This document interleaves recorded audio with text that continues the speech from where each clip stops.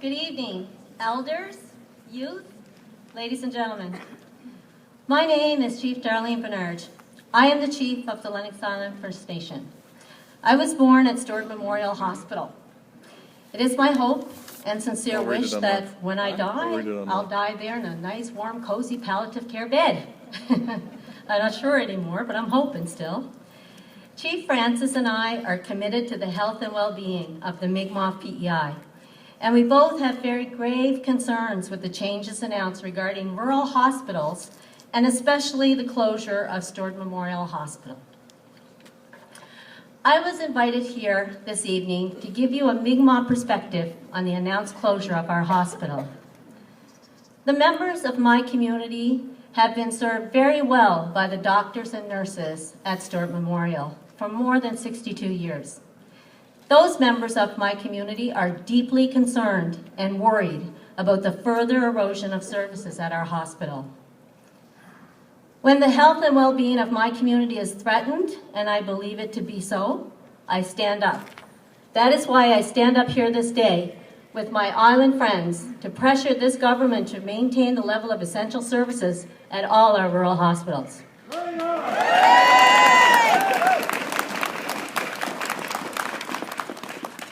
For the Mi'kmaq people who call Lennox Island home, the erosion of health services at Stewart Memorial Hospital will have a very profound negative impact. We have a great little health center on Lennox, which serves us well under its limited mandate, but our people have long utilized Stewart Memorial as our primary health care facility. It is where we go for all the services that are now being taken away by closing this hospital. Blood services, x-rays, acute, convalescent, palliative, and respite care. These services will be wiped from our community if this plan moves forward.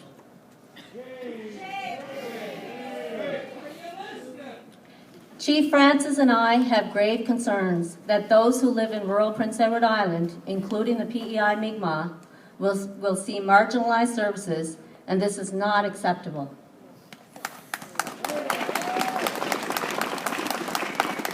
Living on the reserve is the only life many community members know, and Lennox is the largest reserve in PEI.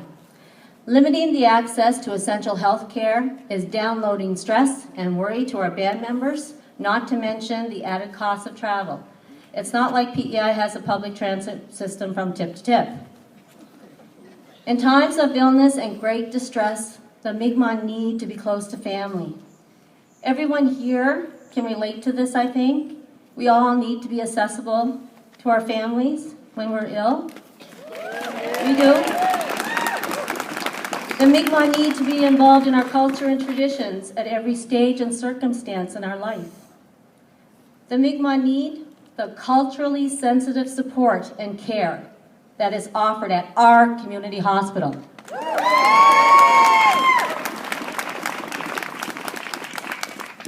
Far too many in our communities live at or below the poverty line. They cannot afford to travel distances to get essential health care, and the ability of family members to provide support is greatly diminished.